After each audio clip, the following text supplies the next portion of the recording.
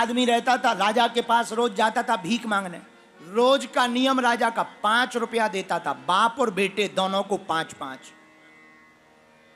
एक दिन बाप नहीं आया, राजा ने कहा बाप कहाँ है? बोले वो तो बीमार हैं, उन्होंने कहा था कि राजा से ले आना। राजा ने बेटा को 10 रुपया दे दिए, बाप का भी दे दिए। कई दिनों तक बीमारी के नाम पर लेता रहा। एक दिन बाप मर गया, फिर भी इसने 10 रुपया लेना बंद नहीं किया राजा से। राजा को पता लगा, बोले तुम्हारे पिताजी हैं कि नहीं? बोले वो तो मर गए। बोले फिर तुम 10 रुपया क्यों लेते हो? पिताजी का 5 रुपया लेना बंद क्यों नहीं किया? बोले राजा तुम भी बड़े मूर्ख हो, बाप की संपत्ति पे बेटा का ही तो अधिकार होता है। हम नहीं लेंगे तो कौन लेगा? हम नहीं लेंगे तो कौन लेगा? तो आदत बड़ी बुरी होती है। आदत को डाल लोगे तो, पर अगर आदत की पूर्ति नहीं होगी तो दुख होगा। इसलिए एक उपाय है, सम्मान मिले तो इतराओ मत, मुस्कुराओ मत।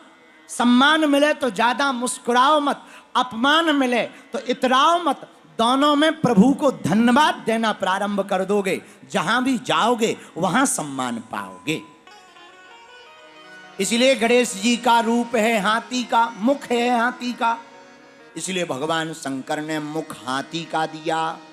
एक बात और, हनुमान जी, गणेश जी महाराज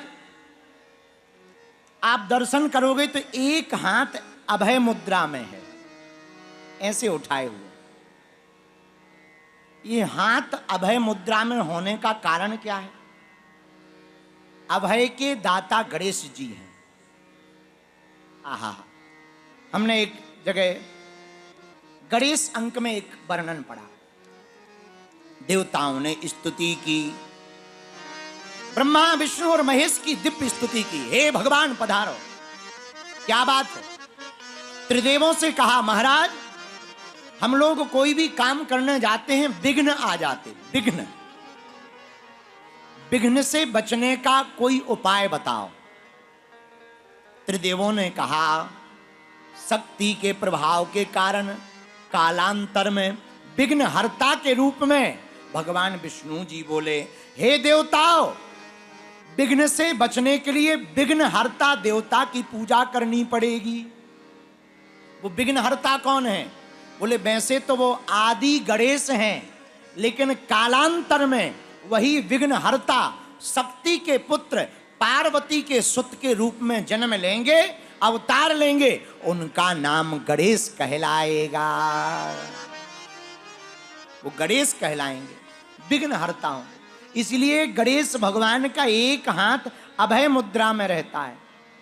अभय मुद्रा में रहने का मतलब है वह आप सबको अभय कर रहे हो कि डरना नहीं, हम हैं, चिंता मत करना, हम हैं। यही आज दिल्ली में 8वां वर्ष है कि लाल बाग के राजा के रूप में गणेश भगवान यहाँ 8वीं वर्ष पर विराजमान है। अब वो हाथ ऐसा करके कह रहे, हे भारतवासियों, अब तुम्हें डरने की जरूरत नहीं है।